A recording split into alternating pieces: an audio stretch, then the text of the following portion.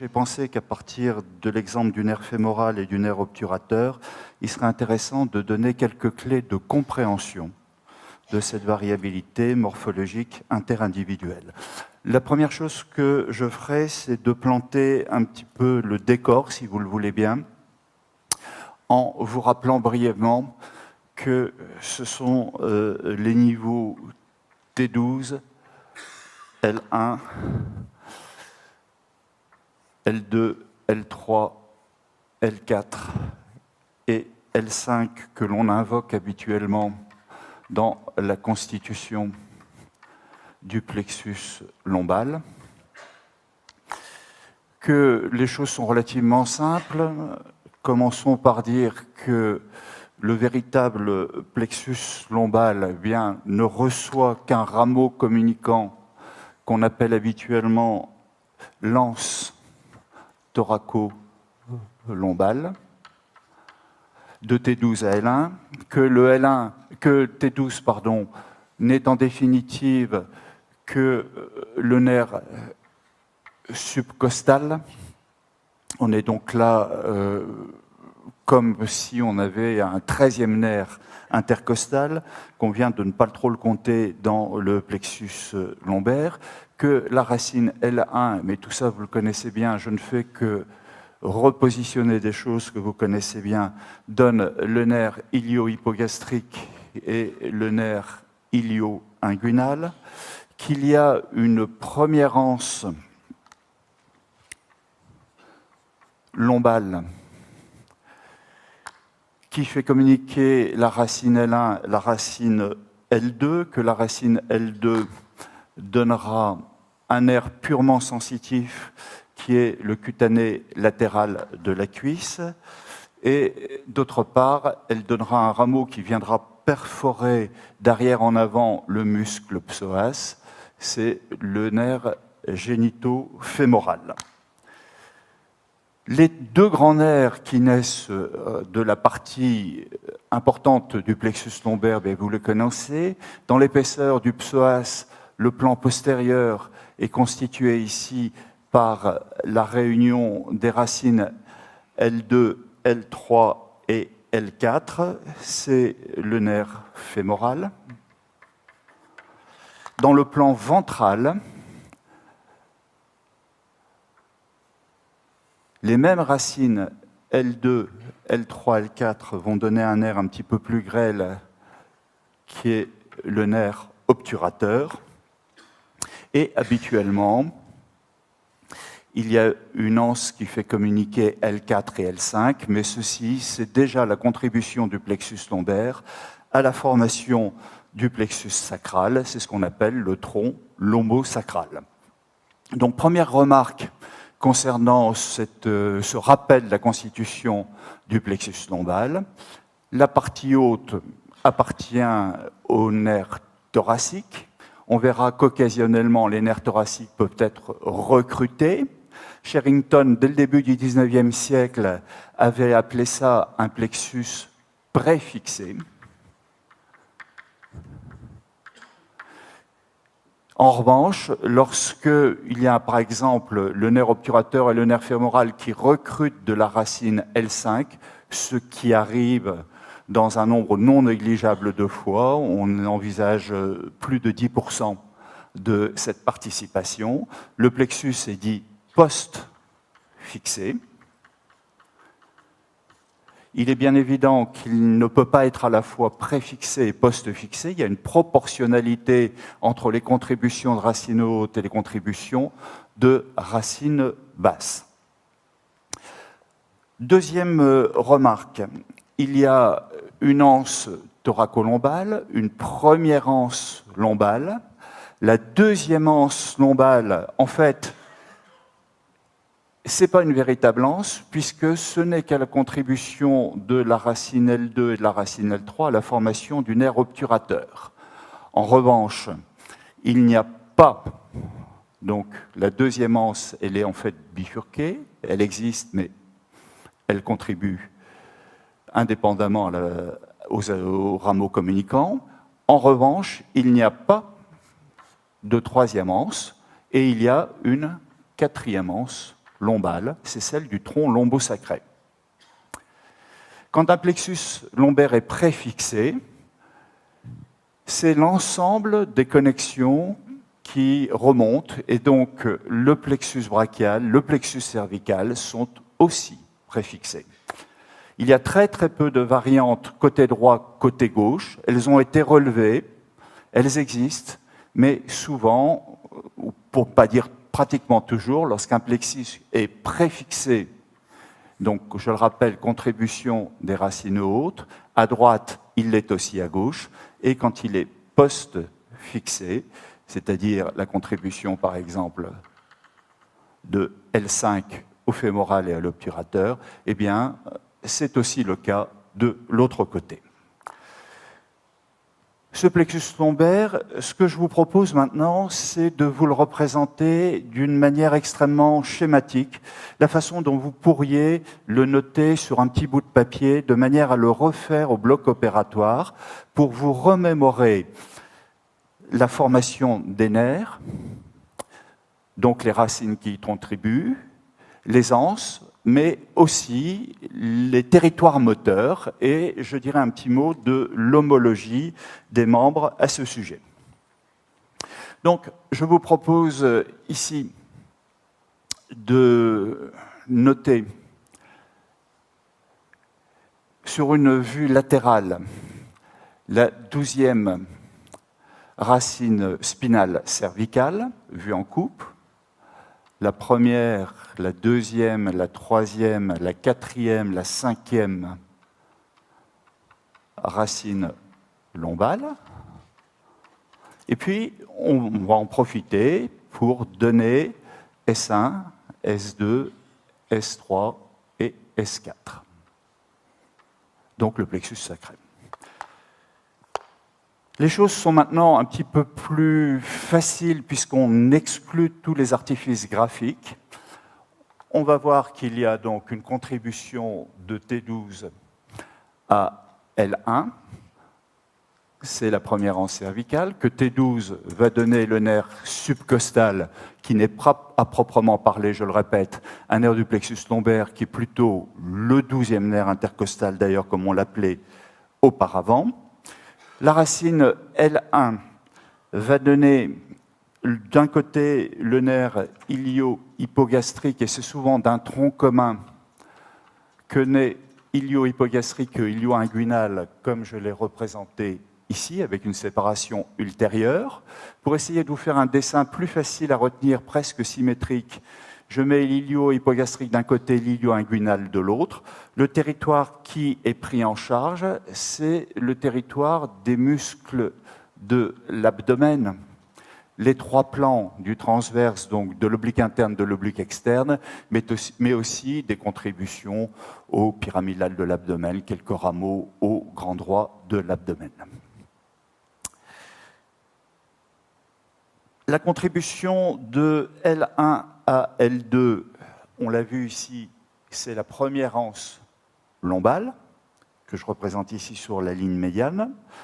On va voir partir de L2 un nerf purement sensitif, je vais le mettre en pointillé, c'est le nerf cutané latéral de la cuisse, et de l'autre côté, le nerf génito-fémoral. Cutané latéral de la cuisse, génito-fémoral. Le génito-fémoral, en fait, il n'a qu'un seul petit territoire musculaire, et on peut le rattacher indirectement à l'abdomen puisque c'est un faisceau du muscle oblique interne, c'est le muscle crémaster latéral. Bien connu de ceux qui se rasent avant d'avoir mis leurs sous-vêtements et qui ont le contact avec la faïence du lavabo. C'est comme ça qu'on a décrit le réflexe crémastérien. C'est pour ça que je vous le dis. Je ne fais que de l'histoire. La racine L2, L3 et L4, et on va le faire d'une manière symétrique. Vous le voyez que les choses sont beaucoup plus simples quand on les présente de cette façon-là. D'un côté, le nerf fémoral, de l'autre côté, le nerf obturateur. Le nerf fémoral, c'est celui qui va assurer la fonction de la flexion de la cuisse sur le bassin et principalement de l'extension de la jambe sur la cuisse. Je dis principalement parce que le muscle sartorius, tailleur, en latin, sartorius, couturier comme on le disait avant, eh bien, dans ces mouvements assurés par le muscle sartorius, il y a la flexion de la jambe sur la cuisse. Donc on a à la fois un muscle qui est principalement extenseur par le quadriceps et accessoirement fléchisseur, et un nerf qui est accessoirement fléchisseur par le muscle sartorius. Le nerf obturateur, bien, vous le savez très bien, ce sont les muscles adducteurs qui vont être pris en charge par ce nerf-là. Il n'y a pas de troisième anse cervicale, il y en a lombale, il y en a une deuxième que je mets en place là. Le tronc lombosacral, je le matérialise ici dans sa partie haute, c'est-à-dire la quatrième anse lombale. Ce tronc lombosacral participe, c'est la participation du plexus lombal à la formation du plexus sacré. Alors, je vais vous représenter un petit peu artificiellement, et je vais m'en expliquer, la constitution du nerf ischiotique. Ce nerf ischiotique comprend en fait deux contingents. Voici avec ses fibres réunies, un contingent supérieur L4, L5 et S1 par l'intermédiaire du tronc lombosacré. Ceci va constituer la partie donc tibiale. Et puis un petit peu plus bas, c'est le nerf plantaire latéral qui sera issu de cette partie du nerf sciatique, tandis que les fibres qui proviennent de S2, S3 et parfois S4, quand on a un plexus post-fixé, ce n'est pas toujours le cas, S2 et S3, c'est donc la partie qui dépend du nerf, qui donne plutôt le nerf fibulaire commun, avec ses différents hameaux. Alors réfléchissons un petit peu à la signification fonctionnelle de ces différentes parties du nerf sciatique. Le nerf tibial, on disait autrefois tibial postérieur, c'est quasiment l'homologue du nerf médian du membre supérieur. Pourquoi? Parce que le nerf médian du membre supérieur va assurer des fonctions de flexion. Eh bien, le tibial va fléchir la jambe sur la cuisse. Le plantaire latéral, c'est plutôt l'homologue du nerf ulnaire. Le nerf ulnaire, c'est la flexion des doigts. Eh bien, c'est la flexion des orteils au membre pelvien. Le nerf fibulaire commun, c'est plutôt l'homologue du nerf radial, du membre supérieur, puisque là, ce sont les fonctions d'extension, ou flexion dorsale, si vous préférez, de l'extrémité de la jambe et du pied. Enfin, S2, S3, S4, je n'y insisterai pas parce que ce n'est pas le propos aujourd'hui, c'est le nerf pudendal. Et tout cela, c'est un territoire de muscles et de téguments et d'autres régions prises en charge par ce nerf pudendal, qui résulte principalement de la régression des métamères caudaux. Alors, avant de quitter ce petit schéma, vous voyez, il est beaucoup plus facile peut-être de le mémoriser comme ça, d'y associer les territoires des muscles, donc des fonctions motrices, à chacun de ces nerfs. Quelques petites remarques, donc. La limite entre la partie abdominale et la partie qui relève du membre inférieur, finalement, c'est la racine L2 qui va la marquer. Ici, on est au niveau du tronc, pour ce qui est du territoire périphérique, pour le nerf subcostal, pour l'ilio-hypogastrique, pour l'ilio-inguinal. Le muscle crémaster latéral, c'est une dépendance de l'oblique interne, donc on peut le rattacher ici à ce territoire-là. Le territoire du membre inférieur commence réellement entre L2, L3 et L4 et s'arrête ici, au niveau de L4. Le reste, c'est donc le territoire membre inférieur et pelvis par le nerf ischiatique, donc les rameaux dorsaux.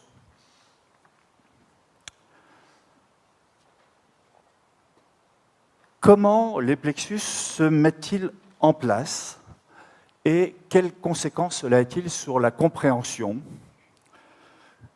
de la variabilité morphologique? Alors, je vais commencer par un petit dessin, là aussi extrêmement simple, où je vais essayer de repositionner un segment de la moelle épinière avec son renflement cervical, la partie thoracique, son renflement lombal, même si les proportions ne sont pas exactes, ça me permettra d'introduire la notion que je voudrais exposer maintenant. Dans la partie lombale, admettons ici que nous ayons un nerf, admettons que ce soit le nerf fémoral, qui va prendre en charge un territoire périphérique. Dans la plupart des cas, la manière dont on se le représente, c'est cela. C'est de dire que chaque territoire va dépendre d'un nerf particulier. Ce qu'il faut comprendre maintenant, c'est l'importance de ce qu'on appelle les rameaux communicants. Ces rameaux communicants, c'est ce qu'on appelait autrefois les anastomoses, et je vous demande de bien vouloir oublier le terme anastomose qui vaut très bien pour les vaisseaux, mais pas pour les nerfs. Stoma en grec, ça veut dire bouche, anastomose, ça veut dire abouchement. Lorsque vous embrassez sur la bouche votre partenaire préféré, vous voyez, je choisis mes mots, eh bien, vous faites une anastomose au sens littéral du terme. Bien sûr, pour les nerfs, il ne s'agit pas de ça, il s'agit de rameaux communicants. Alors, je vais essayer de vous montrer par ce schéma l'importance que peut revêtir la connaissance de ces rameaux communicants.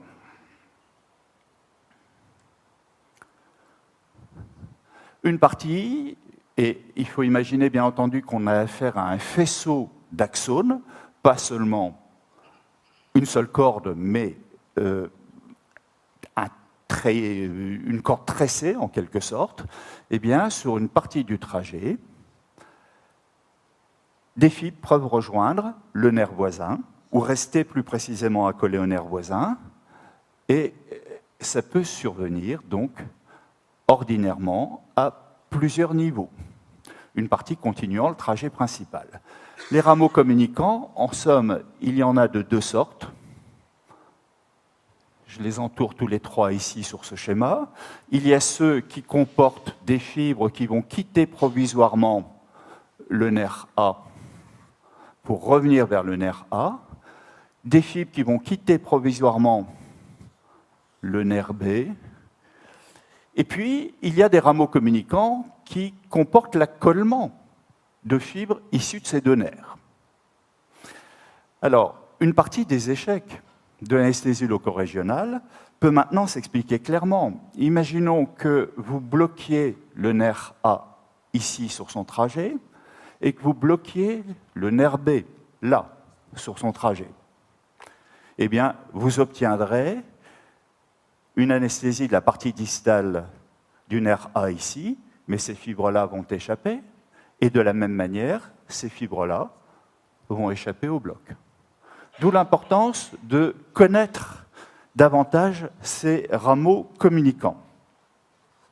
La formation d'un plexus d'un membre, je pose un instant les craies, et je prends un petit accessoire pour essayer de vous faire comprendre que dès le départ dans l'organogénèse, un nerf va être attaché, et je vais le faire ici, va être attaché par des synapses au niveau du système nerveux central, et qu'ensuite, il va pénétrer une masse indifférenciée d'un somite, la partie sclérodermomyotome, qui ensuite, par prolifération cellulaire, va se différencier, la partie sclérale donnant les cartilages qui vont se grandement s'ossifier. La partie dermique, ce sont les couches profondes des téguments. L'épiderme provient du feuillet épiblastique et non pas du feuillet mésoblastique. Et enfin, la partie myotomiale, ce sont les muscles. Eh bien, maintenant, il suffit de dérouler ça.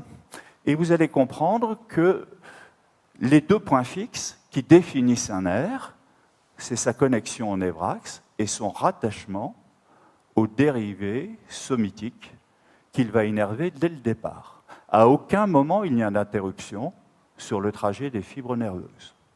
Donc pas d'anastomose, mais éventuellement des rameaux communicants. Une fois que j'ai fait cette petite démonstration, elle vaut ce qu'elle vaut, mais elle a le mérite de bien fixer les choses dans l'esprit, je voudrais maintenant vous montrer comment les plexus des membres se forment. Cette formation des plexus des membres, il faut donc la penser à partir d'une partie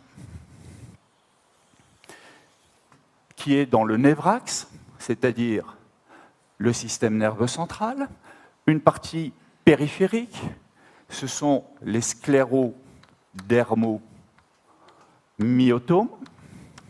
Ces sclérodermomyotomes, ce sont déjà les différenciations des somites, et tout ça appartient au troisième feuillet de la vie embryonnaire, le mésoblaste. Eh bien, représentons extrêmement schématiquement ces sclérodermomyotomes dans une position initiale et montrons comment ils vont être raccordés dès le départ à un niveau métamérique. Et pour vous rappeler qu'il ne s'agit pas que d'une seule fibre nerveuse, je vais ici montrer plusieurs cellules dont les prolongements axonaux se réunissent pour former ce nerf. Tout ceci va faire synapse avec un neurone du système nerveux central. Dès lors, la métamérisation, qu'est-ce que c'est? Ce sont ces lignes horizontales pointillées que je mets en place ici, et je garde ici les niveaux métamériques. Voilà comment on peut envisager la position initiale des nerfs avant la formation des plexus. Dans un second temps, ce qui va se passer, c'est qu'il y a une prolifération cellulaire des sclérodermomyotomes. Je vais donc les agrandir ici et montrer ce que deviennent les nerfs. Eh bien, il est très très clair que, comme ils sont attachés dès le départ, eh bien, ils vont le rester ensuite.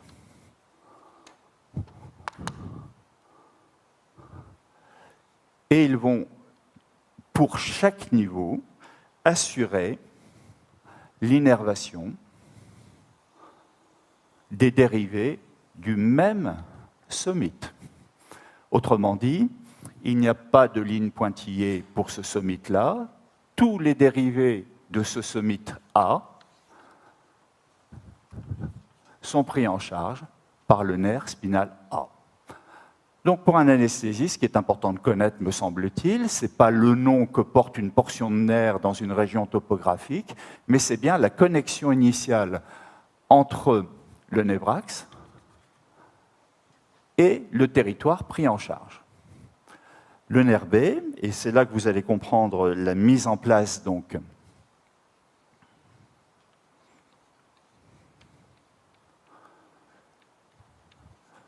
de ces plexus peuvent prendre toutes les dispositions qui résultent, j'allais dire, de la migration des dérivés scléraux, dermaux et myotomiaux.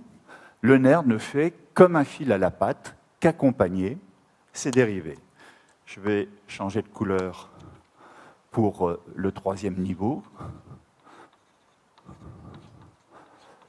pour rendre compte donc de cette disposition initiale et de la mise en place des plexus des membres. Revenons sur la disposition définitive. Les racines, les voici, du plexus brachial. Les troncs du plexus brachial. En voici un. Un tronc est constitué de plusieurs racines. Les faisceaux du plexus brachial. C'est un nouvel assemblage. Par exemple, comme celui-là. Vous avez donc 3 niveaux, racines, tronc, faisceau. Un petit peu comme si vous preniez une corde et que vous essayez de séparer les brins qui la constituent sur une partie du trajet. Le dernier tableau, je vais essayer de faire vite. Je vais faire un petit peu plus de topographie pour reprendre l'exemple du nerf fémoral et du nerf obturateur. Ils ont tous les deux les mêmes racines d'origine, L2, L3 et L4. Le fémoral est dans un plan plus profond dans l'épaisseur du psoas et l'obturateur dans un plan plus superficiel. Le fémoral va accompagner le bord latéral du psoas et sortir sous le ligament inguinal au niveau de la lacune musculaire, tandis que l'obturateur va émerger au bord médial du psoas, aller dans le petit bassin et franchir le foramen obturé. Donc je vais mettre en place une vue antérieure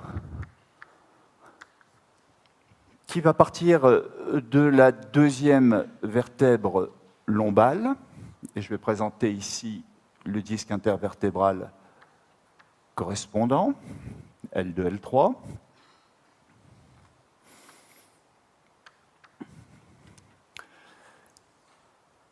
J'achève la mise en place de cette colonne vertébrale lombale avec L4 et dans un instant L5.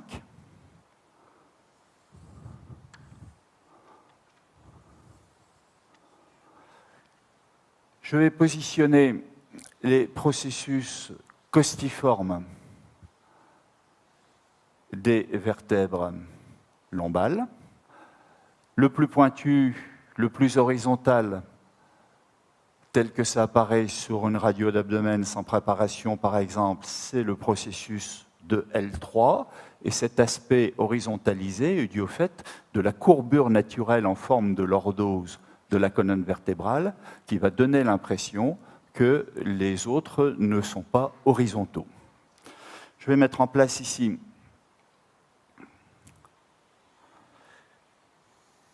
la crête iliaque, l'éminence iliopectinée et le sacrum, jusqu'au niveau ici de la région du coccyx.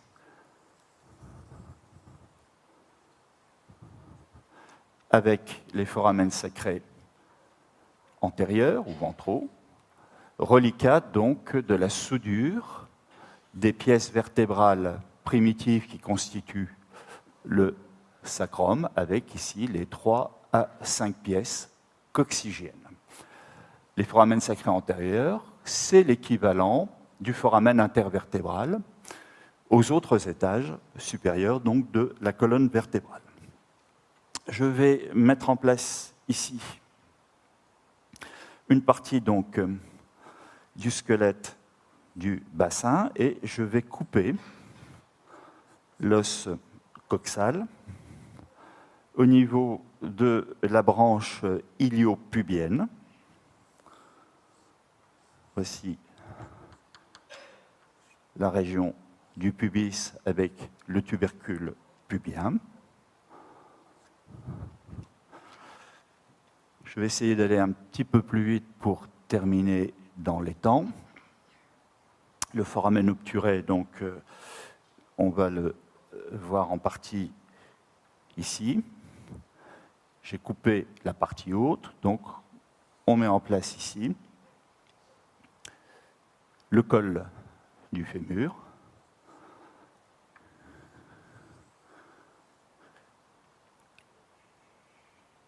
L'extrémité proximale, et je ne fais ici donc qu'esquisser cette partie du squelette du bassin.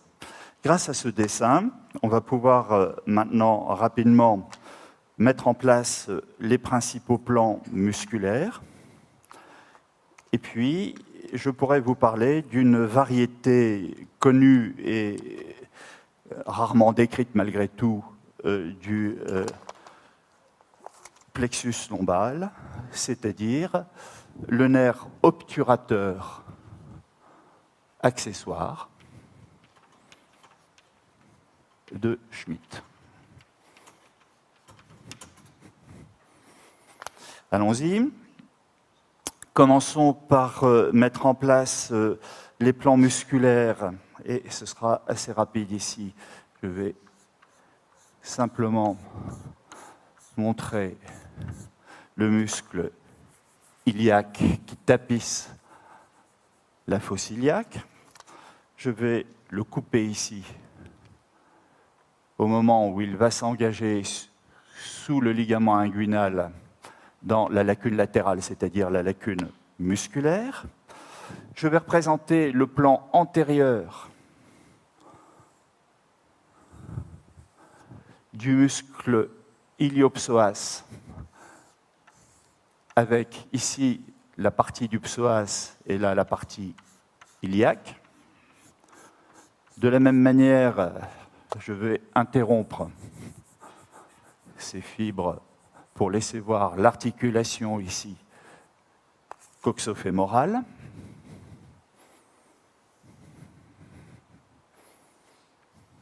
Voici le plan de coupe.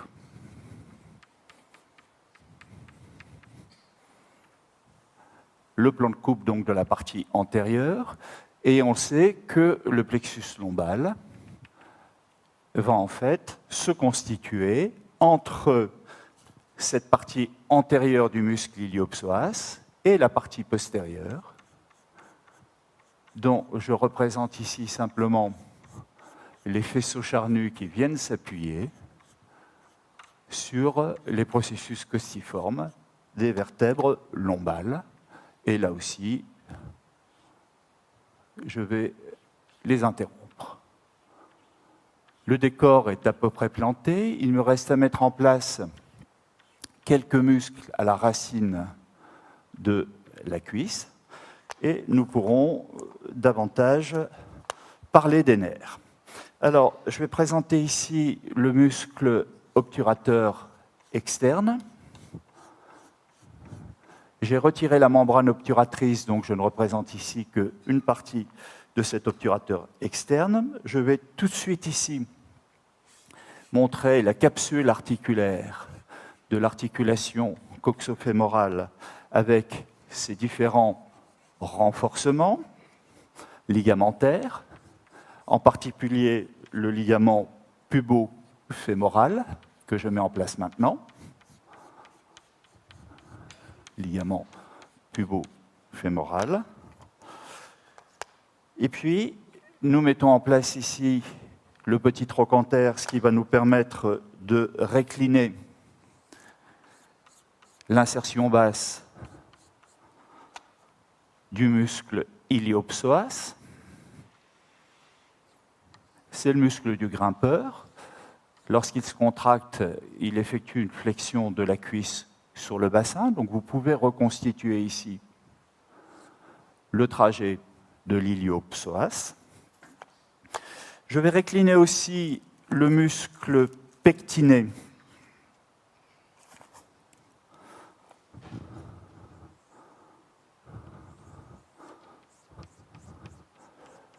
dont je présente ici simplement les attaches fémorales. Comme j'ai retiré la branche iliopubienne, eh bien, ce n'est pas très pratique pour pouvoir montrer l'insertion haute ou proximale, si vous préférez, de ce muscle. Donc, voilà le pectiné. Donc, ici, iliopsoas, là, pectiné. Et puis, je vais présenter les muscles que vous connaissez bien puisque vous les recherchez pour le bloc du nerf obturateur à la racine du membre inférieur, à savoir le muscle court adducteur, le court adducteur, et je vais prendre une couleur peut-être un petit peu tranchée, ici, pour le long adducteur. Tout ceci va aller s'insérer sur l'os coxal par un tendon souvent confondu.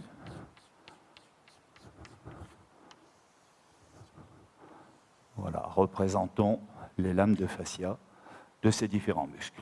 J'en ai fini avec la représentation ici des plans musculaires. Un petit mot des vaisseaux, puisqu'on aura à parler des rameaux vasculaires. Je vais présenter ici, dans la partie basse du dessin, plusieurs choses. D'une part, l'artère fémorale profonde, l'artère fémorale superficielle, on est déjà après cette bifurcation, et médialement, je représente ici de la même manière la veine fémorale profonde, la veine fémorale superficielle.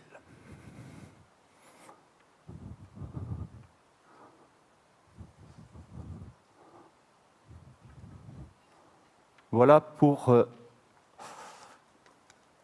les vaisseaux. De sorte que nous pouvons maintenant mettre en place les éléments nerveux que nous attendons. L2, L3, L4 vont se réunir pour former, je reviens ici, le nerf fémoral et le nerf obturateur. Allons-y pour cela. L2 est rejoint par L3 et rejoint par L4. Le nerf fémoral va émerger au bord latéral du muscle grand psoas dans la fosse iliaque. Je vais l'interrompre ici. Le nerf obturateur va prendre les mêmes racines d'origine, L2, L3 et L4.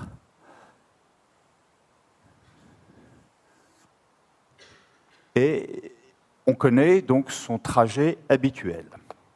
Le dessin a pour but maintenant de vous montrer, d'une part, le territoire ici de ces nerfs obturateurs. Il va passer dans le foramen obturé. Il va se diviser en un rameau profond et un rameau superficiel. Le rameau profond va innerver ici le muscle pectiné habituellement. Le muscle court adducteur aussi. Et la branche superficielle va, elle, s'engager entre court adducteur et long adducteur en donnant le nerf du long adducteur.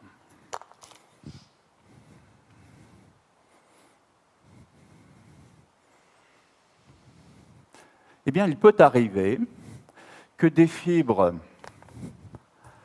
à la fois du nerf fémoral et du nerf obturateur s'échappent et constituent sur une part du trajet un nerf tout à fait à part. C'est le nerf obturateur accessoire décrit par Schmitt que je vais dessiner maintenant.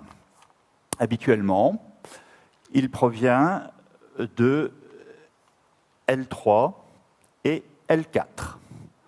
Donc L3 et L4.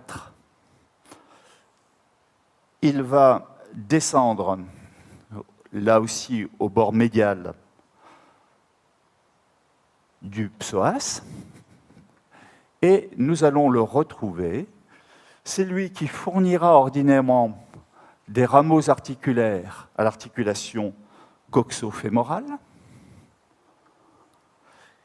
Il donnera aussi l'innervation ici du pectiné.